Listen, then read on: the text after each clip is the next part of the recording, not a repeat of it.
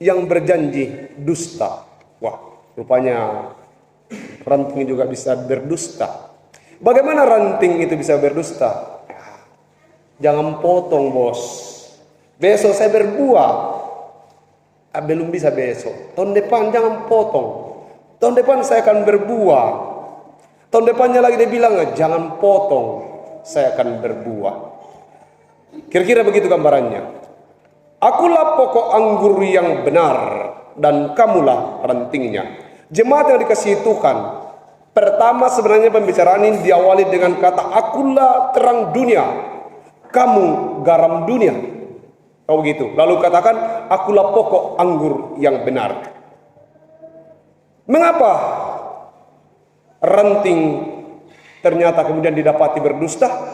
Ya karena awalnya dia berjanji mau berbuah, tetapi kenapa tidak berbuah? Mari kita bersama-sama belajar firman Tuhan di hari ini. Rahasia pokok anggur yang benar. Rahasianya ada pada satu kalimat. Siap di pruning. Kenapa tidak berbuah? Karena marah kalau di pruning. Kenapa tidak berbuah? Karena kalau disampaikan firman yang kemudian menyentuh dirinya, marah dan besok tidak datang gereja. Marah kalau disinggung, kalau firman Tuhan dibuat merasa tersinggung. Akatia, kau pasti kalau tidak siap di pruning, tidak siap digunting itu, pasti budak baba daunna, lebat saja tapi tidak berbuah. Sering harus dikerat supaya yang aslinya muncul. Bayangkan kalau musim durian, yang disebut berbuah lebat itu adalah apa? Kalau durian berbuah lebat bagaimana? Atau alpukat berbuah lebat?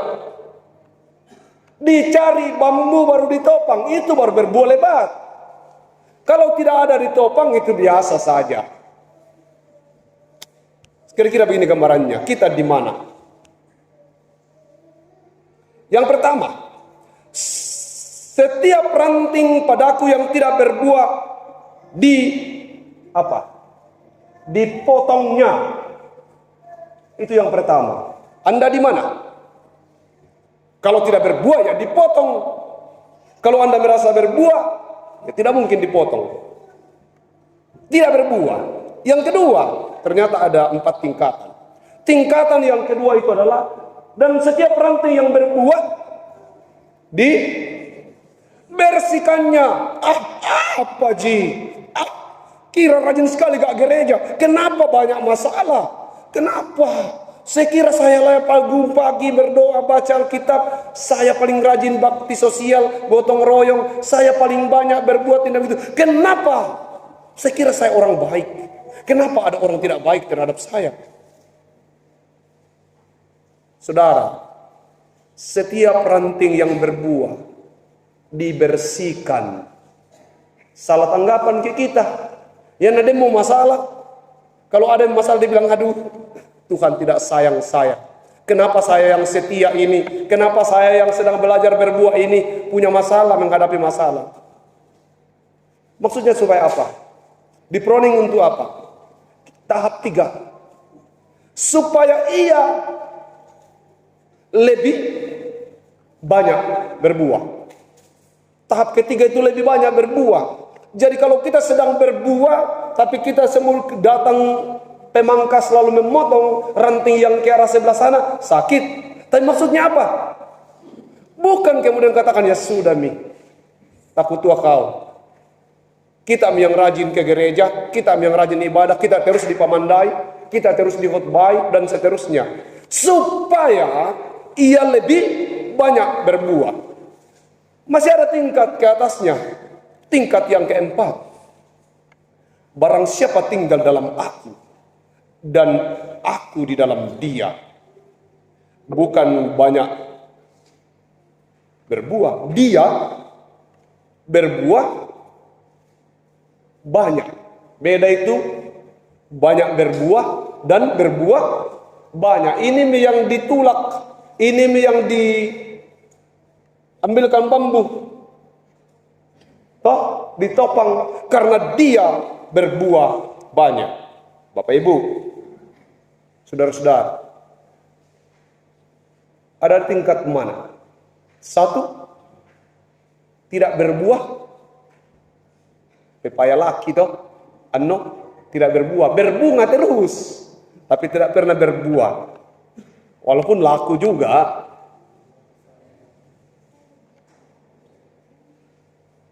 Yang kedua, tingkat rantai yang sedang berbuah dan terus dibersihkan. Rupanya kita hampir ada semua di poin ini. Kalau dibilang sudah lebih banyak berbuah, ya masih perlu diperiksa lagi. Semoga kita masuk dalam tahap itu, lebih banyak berbuah. Artinya itu alpukat kalau banyak berbuah, kelihatan buahnya dari luar daripada daunnya. Sepertinya alpukat itu tidak ada daunnya lagi. Yang kelihatan adalah buahnya, seperti yang diposting Bapak Alpa beberapa waktu yang lalu. Itu. Kalau sudah begitu, itu berarti bahwa wah, memang membuat tongan, berbuah betul. Yang poin 4 itu adalah mungkin tidak ada daunnya. Buahnya semua, tandanya banyak buahnya, ya banyak topangan, banyak bambu berdiri di situ. Bukan rompo Bapak Alpa, di rompo supaya jangan ambil anak-anak. Ada juga banyak bambu ditaruh di situ. Itu kolam ikan, kalau supaya tidak diambil orang, dibuangkan bambu, ranting-ranting bambu supaya jangan orang turun. Kalau ditanya kenapa dikasih begitu, supaya jangan diambil bangau, toh? Padahal maksudnya supaya jangan narama anak-anak. Berbuah sangat banyak. Nah, itu rahasianya. Rahasia anggur yang berbuah banyak adalah memang pertama tidak boleh keluar dari batangnya. Mereka yang keluar dari batang dan berkata, Abanatia, memang begitu saya berbuat begini karena saya ini orang baik. Orang tuaku dari dulu adalah orang yang baik, sehingga kalau saya menjadi baik bukan hal yang baru lagi. Kami adalah keturunan orang baik. Wah, itu keluar dari batang itu, akan dibuang nanti itu, akan layu dia satu hari nanti. Mereka yang berbuah di luar dari pokok anggur yang benar, maka dia akan layu. Mereka yang bekerja dan mengerjakan pekerjaan-pekerjaan yang sebutnya untuk Tuhan, tetapi dia keluar dari batangnya, maka akan layu itu. Satu hari dia masih kuat, 2 hari masih mampu, 3 hari dan seterusnya masih boleh. Tapi karena dia keluar dari ranting, dari pokok anggurnya, maka dia satu hari nanti akan layu. Supaya tetap berbuah lebat, harus terhubung dengan pokoknya. Itu rahasianya. Menghasilkan buah, ini gambarannya, 3 rahasia pokok anggur yang benar.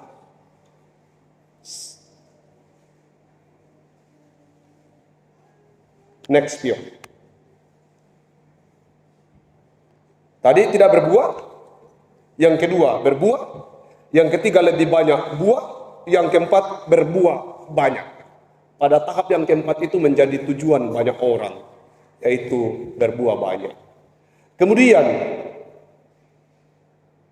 bila saat ini Anda ada pada musim pemangkasan, lihat, Tuhan waktu mau potong kita itu, dia tersenyum. Dia pegang gunting, tapi dia tersenyum. Bukan marah. Tuhan waktu pegang gunting mau potong ranting salah satu dari bagian kita itu, bukan dia marah, bukan mukanya marah. Tapi dia dengan senyum dan pikirannya begini, kupotong supaya engkau menghasilkan buah yang lebih baik. Ini sakit, tapi percayalah bahwa proses ini akan membuat engkau menjadi lebih baik. Bukan katakan, loh, kasih keluar parang apa? Australia langsung, karena memang tujuannya untuk dipotong supaya dibuang ke dalam api. Tidak, dia lakukan itu dalam proses yang dimaknai sebagai bagian dari cintanya. Kalau ada cara menumbuhkan iman yang menyenangkan, Tuhan tidak mungkin menyakiti kita. Kalau ada cara proses menumbuhkan iman yang menyenangkan, Tuhan tidak mungkin menggunting kita. Tuhan tidak mungkin membuat kita melewati proses yang menyakitkan, tidak mungkin. Tapi tentulah tidak ada lagi cara yang menyenangkan. Sehingga katakan potong. Kenapa harus dipotong? Supaya dia tidak menjadi penyakit dalam hidupmu. Kita banyak sulit sekali untuk kemudian berbuah. Karena apa yang kita lakukan? Tadi, ranting yang berjanji dusta. Ranting yang berjanji dusta ini adalah ranting yang selalu berkata, siap, mau berbuah. Janji mau berbuah. Jangan potong, tahun depan berbuah. Kalau sudah begini keadaan, sekarang belum bisa berbuah. Nanti tunggu sabar, jangan potong. Janji-janji ranting ini sampai dia menjadi dahan, sampai akhirnya dia makan banyak biaya saja. Lalu kemudian tumbuh lebih banyak daun tapi sama sekali tidak berbuah. Jangan sampai kamu dan saya ada di ranting yang sedang pandai berdusta itu, yang selalu bicara bahwa kelak akan berbuah. Jangan sentuh, jangan bikin saya sakit. Mari jemaat yang dikasihi Tuhan, kita belajar pada pelajaran firman Tuhan hari ini. Kalau kita adalah ranting, harus berbuah. Buahnya harus lebat. Kalau ada masalah ketika kita sedang berbuah, ingat, Tuhan tidak bermaksud menyakitimu. Tuhan tersenyum pada saat hendak menggunting bagian yang buruk dari hidupmu, dengan maksud bahwa agar engkau boleh berbuah lebih banyak lagi. Kita selalu merindukan agar Tuhan membisikkan kesenangan pada hidup kita. Namun ternyata sering Tuhan lebih suka berteriak lewat kesakitan, agar kita mengerti bahwa proses menjadi berbuah itu bukan proses yang mudah. Sekali lagi, kita sering salah kaprah, menganggap bahwa proses untuk berbuah itu adalah proses yang menyenangkan, tidak memakan tenaga, tidak memakan kalori dan biaya. Saudara, proses berbuah itu adalah proses yang membutuhkan banyak energi. Proses yang membutuhkan banyak biaya. Sehingga kalau kita mau berbuah, kita butuh energi yang kuat. Kita harus berdiri atas firman baru bisa berbuah. Harus melekat pada ranting yang sebenarnya. Akulah pokok anggur yang benar, kamulah rantingnya.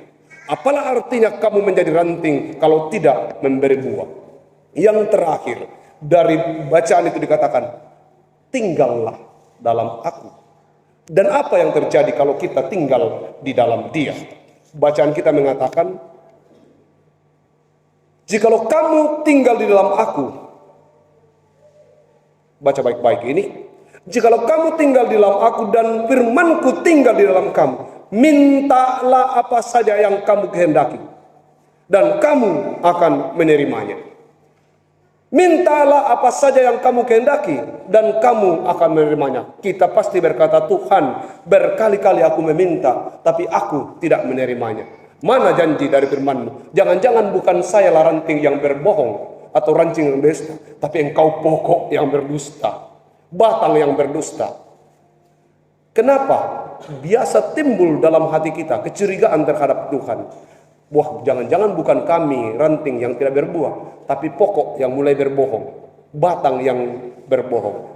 Kenapa? Karena firman berkata, mintalah apa saja yang kamu kehendaki dan kamu akan menerimanya.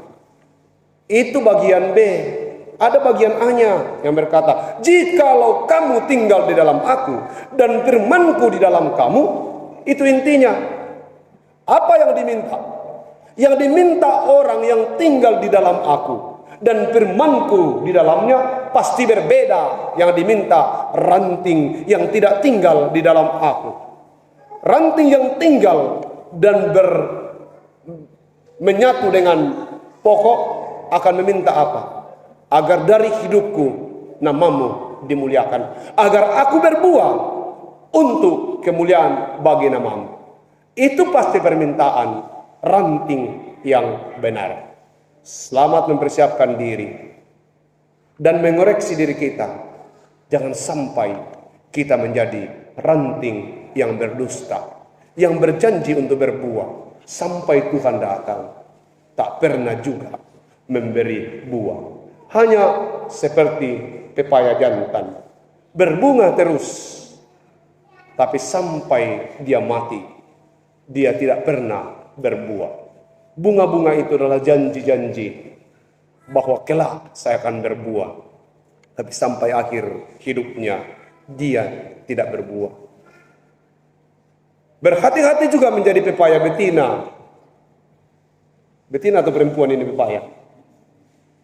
Iya. Awalnya berbuah lebat. Sama tuan-tuanna. Sarondon-rondonna. Akhirnya pernah lihat pepaya tua berbuah lebat? Tidak pernah lagi.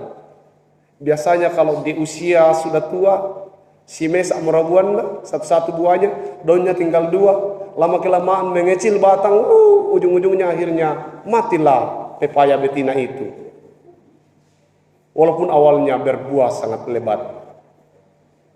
Ya ternyata semua punya kelemahan. Jangan bangga jadi pepaya betina. Dan jangan juga terlalu cepat kecewa jadi pepaya laki atau jantan. Karena pepaya jantan itu memberi harapan setiap hari berbunga. Sekalipun pahit, tetap dirindukan oleh banyak orang. Sekali lagi, bila ini ada pada musim pemangkasan, saya tahu kita semua sudah berbuah. Tidak ada di antara kita yang hidup tidak berbuah. Kita berbuah. Berhati-hatilah dalam proses sedang berbuah ini. Jangan sampai dalam proses kita sedang berbuah, kita berkata, Anna pasusi gali nak kau dewata. Saya juga ini rajin-rajin jika gereja. Saya juga ini rajin ke persekutuan. Saya juga melakukan apa yang Tuhan kehendaki. Tapi kenapa seperti ini? Kita sering menganggap bahwa proses sulit itu adalah kutukan. Tidak. Temukan kehadiran Tuhan di tengah pergumulan hidup yang sedang engkau alami.